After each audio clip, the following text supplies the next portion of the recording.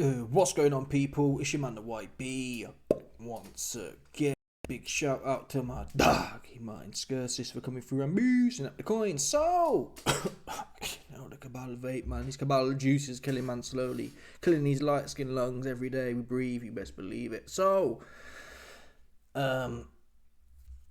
Bosh. This news got put out there, but I hate to be that guy. I really do. This news has been pumped out there by all of the shill channels. Yeah?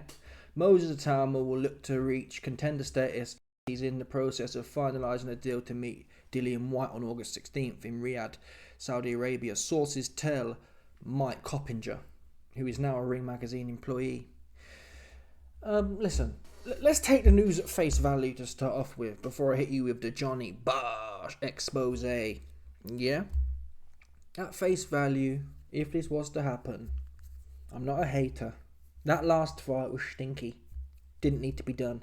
After Dempsey McKean, they needed someone around that level. Dillian White certainly fits that mould. I think Dillian White is right bang on where I'd expect him to be in terms of the names we've thrown out there. Wallin, Charles Martin. Arguably, if they were to pick White, which I'm very sceptical of, I think this is more fake and gay news, to be honest with you. My base case now is this is more of the same of the last 6 months, to tell the truth. That is the truth here, people. Yeah, that is the truth. This is more fake news, in my opinion. Yes, it comes from the ring, which tends to add more value to it, since Turkey, he's going to be doing the negotiations for all Riyadh season events. And if they're putting it, if they're patterning Mike Coppinger with the information and they're putting it on the official Ring Magazine webpage, that tends to build reliabilityness into the narrative.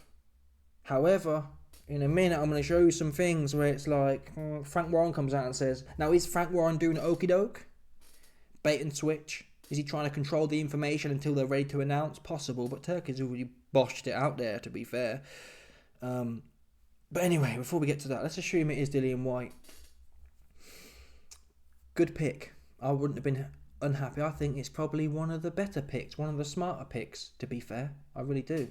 Wallin has a tiny bit of name value, but a winnable fight. Charles Martin, less name value, winnable fight. Dillian White has max name value and a winnable fight. And Dillian White looks washed. Now, there is an upside for Dillian. If Dillian White turns up, Dillian White's not a punk. Yeah?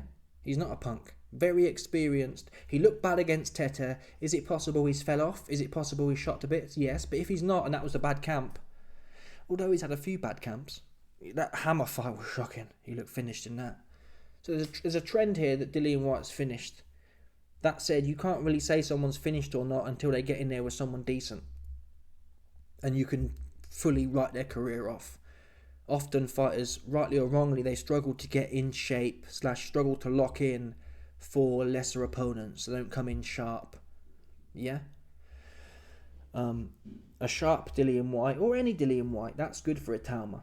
I like Dillian White, Joe Joyce. These names, big British derby names, but winnable. Durable somewhat, experienced, makes perfect sense for trying to move Atama through. And really, if Atama can't beat the likes of Joe Joyce is not a punk. Dillian White's not a punk, but they're both 40 years old and they've seen better days, and they're slow. They're slow as molasses. Dillian went life and death with Tete. They're slow as molasses. So I think it's fair to say, we've heard all the sparring stories from Enrico. We've heard all the narrative. He has stopped people who haven't been stopped early. Is he hitting them around the back of the head? That's another conversation. So far, so good. He does need to step up. And this would satisfy that. I say fair play to him. Some people might complain. Harsh critics might say, he's Dillian White's washed up. I don't think that's fair to say. He's washed up, but this guy's brand spanking new. He's 20 years old. And this is how you build a good narrative. You take out the likes of Joyce and Dillian White. Because Joyce and Dillian White, they can always fight each other later on. That doesn't necessarily end their careers. Yeah? Now, obviously, I'd back Atama to win that fight. I really would. I'd back Atama to win it. I think Dillian, his feet will be too slow. His hands will be too slow. That said, if Dillian can get through the first 5-6 rounds, a lot of these new age fighters, yeah, especially the ones that get early knockouts, they can't. Or it's not they can't, but we'll find out if someone goes distance with this guy or drags this guy into latter rounds. And White or Joe Joyce's experience and professional conditioning. I'm not saying Atama isn't professionally conditioned. I'm saying professional conditioning in my mind is like, you know how to do 12. You can do 12 in the gym all you want. Yeah? That's not the same as I know how to fight other top level athletes for 12 rounds. Atama doesn't have that. Can he have mastered it in training? I'm yet to see it. Most of these new age dudes who come up, they're good for 3 or 4 rounds. I've seen it time and time again with the new age. They're really good. Mark Tibbs had a guy like that. Not just Johnny Fisher. There was another guy about 6 months ago. He was really sharp. He was lighting up this Latvian Deliveroo plumber, lighting him up for 4 rounds. The guy just keeps plugging forward. And all of a sudden, bosh. I'm not saying this cat was the level of Atama, but all of a sudden, bosh. He hits a brick wall and he's a heavy bag. Lost all the fight in him once he got tired. Now, I'm not even necessarily saying, honestly, I don't bet on KOs. I'd probably bet on Atama knocking Dillian White out as my base case. That would be my base case. I think he goes early as well. The speed, I don't think, whatever you say about Atama, the speed, southpaw speed, yeah. It's not going to... I don't think Dillian's going to handle it. Unless he comes in his best ever. Which is unlikely with this much inactivity. The last time he had a good fight, a top level fight, and that was stinky as well. He might have been shot in that fight. It was the Fury fight. That was rubbish. A lot of hype, a lot of build up, and it was one of the worst performances I've seen from him. It's hard when you're fighting a rangy, gangly Yippo and he's giving it the moody feints and whatnot, but it left a lot to be desired given the build up. This guy's been holding me back from my shot for the last million years. The WBC are cucking me. Woo woo. Fucking mud. I hate animals, honestly. Can't stand noisy animals at all. I hate most things, to be fair. Anything that makes a bunch of noise, bear annoying. Anyway, where was I? Bosh. Why would you pay for? I'm paying to sustain something else. What, you know what I mean? Listen, any animals I got, they pay my bills, man. Yeah, I need a donkey working the field, man. Making my life easier. What the fuck? Am I gonna... You know what I'm saying? I'm gonna sustain an animal. Pay for its food and look after it. So what? Huh? I'm working every goddamn hour he sends. Yeah? So you can be screaming in my shit. That's crazy. These are the new age times, folks. Yeah, back in biblical times, animals used to work for their keep. Not just be talking and shit. You see that one there? Bosh. Anyway, we digress. Let's now get to the leak here. This is the leak. Yeah? And I believe, I've been saying this narrative for a while. We heard it before this. They drafted in that rugby player, Balogun, Mike Rugby a gun, who came to fight. I'm not knocking him, just a bit of banter. Before they drafted him, Atama was saying, yeah, I'd fight Joe Joyce, but I wouldn't want that for his people. I wouldn't want that. I know Joe Joyce's mum, and I wouldn't want that for her. That's what the kind of bars he was giving out. Cold bars. Yeah, I wouldn't want to hurt Joe. He wouldn't want it, kind of thing. That would be bad for Joe. I'd love to fight Joe, but it'd be bad for him. It'd be too bad for him. I couldn't do it to him. I couldn't do it to him and his mum. That's what the kind of bars Atama was putting out there. And bosh, they bring in a rugby player. Okay? So my base case has been the classic. This is a story as old as time, and it's become more so with social media. The bait and switch. The put your name in the mix with all the top names / other names. Any decent name, put your name in there, and then bosh, it's a Bummington. Bosh. Oop, look at Opetaia. I think Opetaia might be good, but the way everyone's sucking him off, people, the way they're sucking him off, no one wants to fight him. I just think that's unlikely in the Ring magazine era. In the era where Turkey's throwing shmoney around, I find it hard to believe no one wants to fight him. Sorry. And it's not like the guys he picks to fight. I'll put stinker, Jai Opetaia. He fought someone who's a pumped up super middleweight in his last fight. Dude was about 4 foot tall. And you've got all of the DAZN channels saying, Opetaia was in there. And the guy was 6'5" and he was 4 foot tall, man. He was 4 foot tall. It was. I felt bad for the guy. The guy came to fight as well. I'm going to do a video on it tomorrow. Yeah, the guy Jai Opetaia fought was about 4 foot tall when he was having a go, just too slow. And I thought, why is Jai always in there? I don't believe it. Sorry, I don't believe everyone's scared to death of him. Sorry. He fought a 40-year-old Bradis and couldn't put him down and couldn't knock him out. So how scary is this guy? Fair enough. If he flatlined Bradis twice, or once, or at all, I'd say, whoa, this guy's scary. But 40-year-old Bradis, he got punched up in the back end of both of them fights. How scary can he be? How scary can he be with 40? And Bradis might be good, but he's 40 years old. If Bradis is laying all over you and smashing your jaw up twice, how scary is this guy? The one world-class 40-year-old man he's fought, he went life and death with. And every time this guy's fighting, it's a pure stifler. And they've built the narrative that, oh, yeah, he's fighting stiffs every other month because no one will fight him. Sorry. Zerdo fought Bivol. Zerdo fought Chris Billen-Smith. I think Zerdo's fought someone else as well, but Zerdo doesn't come across to me like a punk like that. Sorry. He doesn't come across like a punk who's just scared to run it. I just don't see that in Zerdo. I'm sorry, I just haven't seen it. I think he unified. He lost against Bivol, but I think it was a unification fight. Yeah? Maybe it wasn't. Either way, he's fought Bivol. Yeah? End of the day. So I'm not sure they're ducking him. Anyway, that's for tomorrow. I don't know why I always do this, man. Talk too much. The point I was making from Jai Opetaia, he puts his name in the mix. Oh, I want to unify. And he doesn't just pick a mid-level cruiserweight. He don't do that. He picks a man from super middleweight. That's what Jai Opetaia did. Fact, look into it. I'm doing it right now. It's not on the topic, but we're doing it right now. It's pissing me off. That's what we're doing right now. Let's have a look. Are you telling me? Wait a minute. If this guy's so scary, yeah, why would a super middleweight have to step up? He's so scary that no cruiserweight will fight him, but yet they're able to get in a 168-pounder. Really? And if anything, if everyone was so scared of this guy, yeah, why not go to heavyweight and fight some mid-level heavyweight type dudes? Oh, I can't get no fights at cruiserweight, but in the meantime, I'll have some fun heavyweight fights. I'll bring in, for example, I don't know, pick who you want. Have some fun fights that are higher level. What's that guy's name? Martin Franklin Muffintop. The one that Dillian White and AJ fought. Bring him in. Martin Franklin, was it? Franklin Martin. Something like that. Franklin something. Bring him in there. Have some fun with him. Right? Oh, I can't get no rounds in because they're all... Listen, let me show you this guy now. Let me show you this guy right now. Claudio Sequeiro. Let's have a look at this guy now.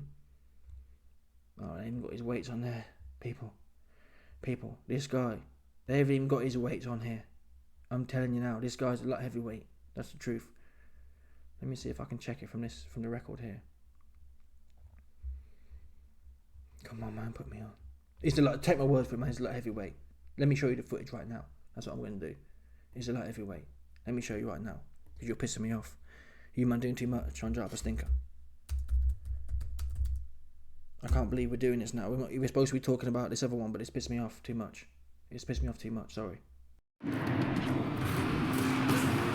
Fight. Let's do this right now. That's what we're going to do. Right now, we're going to do it. Look at this guy here. Look at this guy. His last fight. Look at this guy. Don't tell me it's the angle. Angle, folks. Look at this guy. Look at this guy. You make it big for you, man. Because you're playing with me. I'm sick of it. You're telling me Jai Opetaia, the best he could find was a pumped up to cruiserweight, super middleweight. Look at this guy. Jai was literally towering over him. It looks silly. Honestly, look at this here. Look at the size of Opetaia and this guy here. It looks silly. I thought this should be illegal. Honestly, it looked like he was in there with Godzilla. Honestly, when I was watching it, I thought, this is like a Godzilla fight. It didn't look. It looked wrong to me. Honestly, I felt bad for the guy. Jai is very athletic, yeah, but I thought this isn't right. It's not right. You should be in there with some dude that's 4 foot tall and you're just towering over him. Anyway, let's get back to the point now. I bring in Opetaia to say this is what they do. They put all the names out there. Oh, they're all ducking. And Itama's already started doing this with Joe Joyce. He said, yeah, I don't think Joe would take that fight. And they've been saying that. Ben Davison was saying, yeah, we'd fight anyone right now, but I'm not sure any of them would take it. Yeah. Oh, no, every heavyweight's scared to fight Atama, but a 45-year-old rugby player was the only one who was game. Cap. Yeah, that's cap, folks. Not possible. He can't be that scary, because certain men are stepping up. Yeah? Anyway, here's the leak. Let's go to the Frank Warren leak first. This is Frank Warren a few days ago speaking about it. And they're talking about from Dillian White's perspective. And Frank Warren openly says, nah, it's not going to be Atama versus Dillian White next. Here we go. Bosh. There's a number of fighters that I'm sure would vie the opportunity to fight Dillian White. One of those who's put his name in the queue is Lawrence Okoli, your fighter. What's the prospect of White and Okoli getting into the ring? Considering I think they had a handshake, didn't they? They had a press conference for White Joyce. Well, maybe down the road that happen. We'll see. Excuse me. So he says down the road that will happen. So we can forget about Okoli now. That was being speculated. Forget about Okoli. Take him off the list. Down the road, maybe that will happen. But the bottom line of it is, as I say, we're in negotiation. I can't really comment on names at the moment. The other one I just mentioned, I appreciate you can't comment on names, is Joe Parker. That's a rematch of a fight that happened a number of years ago, which was an exciting fight between the two of them. Possible? Joe won't be ready in August. So Joe won't be ready in August. Joe Parker's not ready. That was one of our names. Joe Parker's not ready. It's not going to be Okoli. Maybe Okoli down the line. That leaves, realistically, Dillian White versus Joe Joyce or Dillian White versus Chisora, which probably makes sense. Chisora's ready to fight now. Anyway. Okay. And the other one would be Moses Atama. You think that for a heavyweight coming up, you'd want to pencil some names into the ledger, and White would be a big name for him? If that happened, that would be a massive fight, but no, not at the moment. You hear that? If that would happen, that would be a massive fight, but no, not at the moment. Now, it's possible Frank Warren's playing possum. One more. Happened a number of years ago, which was an exciting fight between the two of them. Possible? Joe won't be ready in August. Okay. And the other one would be Moses Atama. You think that for a heavyweight coming up, you'd want to pencil some names into the ledger, and White would be a big name for him? If that happened, that would be a massive fight, but no, not at the moment. You mentioned about Tio and Debbie in that fight. So, that would be a massive fight if it happened, but no, not at the moment. The only saving grace we've got is that Frank said, it's in negotiation, so I can't announce things. But normally when Frank's negotiating something, he will say, yeah, we're trying to get it done. We're trying to get a deal done, but it's not done yet. I'll let you know when it is, or if it isn't, kind of thing. He's out and out saying, that would be a big fight, but no, not now. Yeah? And the Ring magazine at this point, they've already put it out that it's being talked about. So which is it? It's not like it's a big secret. So the only argument you've got for this fight actually being real is that Frank knows they're really negotiating it and he wants to save the announcement for the Ring magazine to do in some big announcement. But the truth is, the Ring magazine already put it out on some little Twitter thing. So if the narrative was, oh, we're going to say like the UFC hates people leaking when a fight's been made. They want the whole control over when the news goes out. If that was the case, if Turkey, and he's the one who's pulling the shots, Frank Warren's not. Frank Warren don't care what happens now. He just gets a commission kind of thing. If Turkey wanted to save the announcement, he wouldn't have had Mike Coppinger blowing it all up on the Ring magazine page, would he? Oops. Yeah.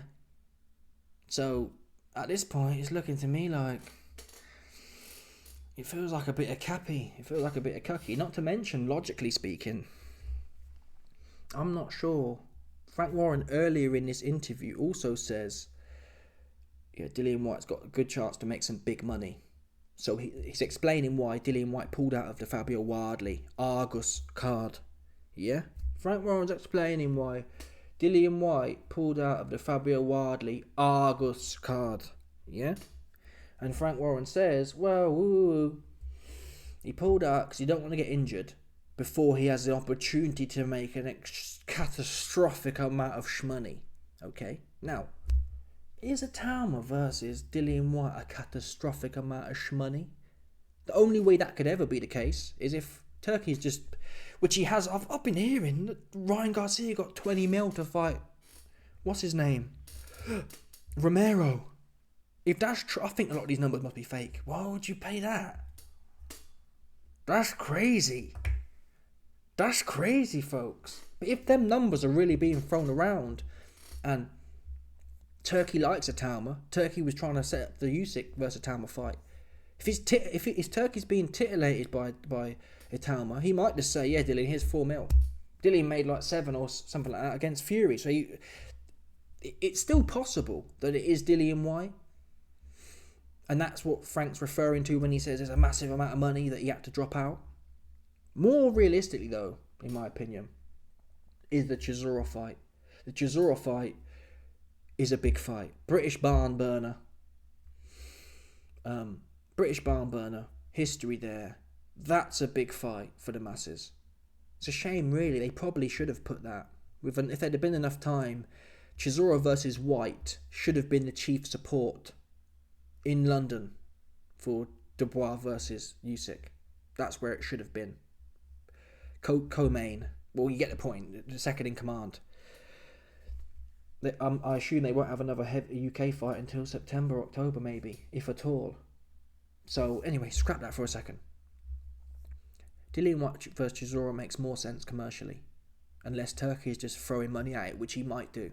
Equally, though, putting the money to one side, if I'm Dillian White, I said this the other day, and I guess we're forced now to factor in the Turkey bag, because without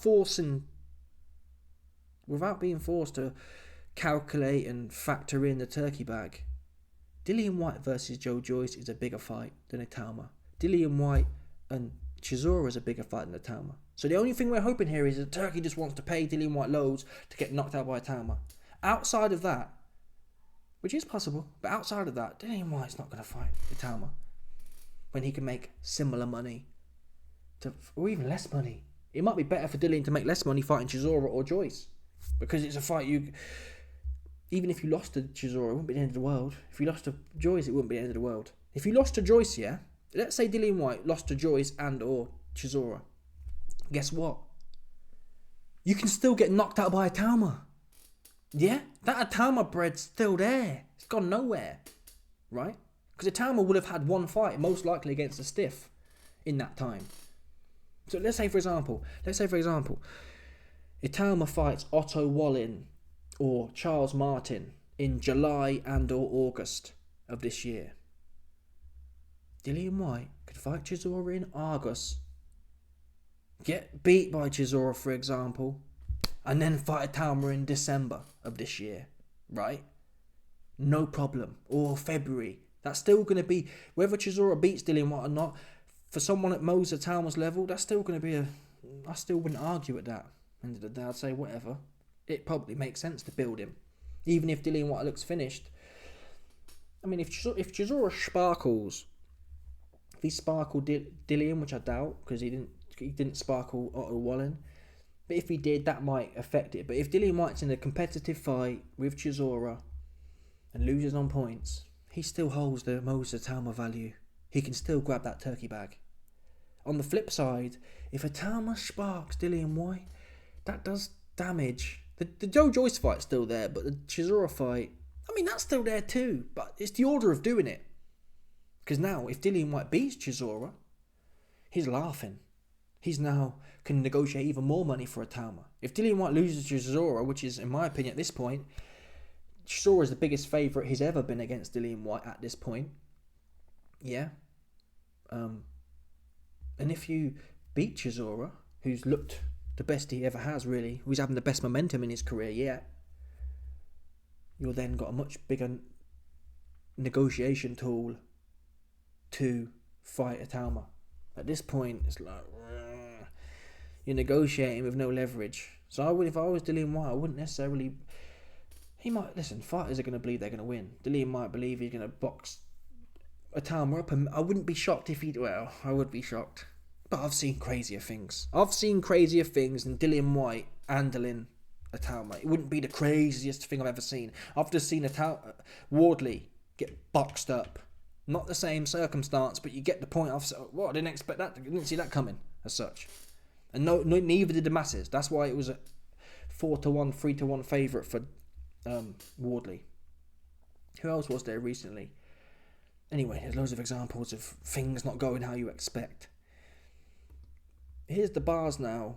More concerning bars that this fight is fake news from Dillian White's manager. Here we go, Bosh. Fights with. Speaking of making fights, a big fight revealed by the Ring magazine tonight.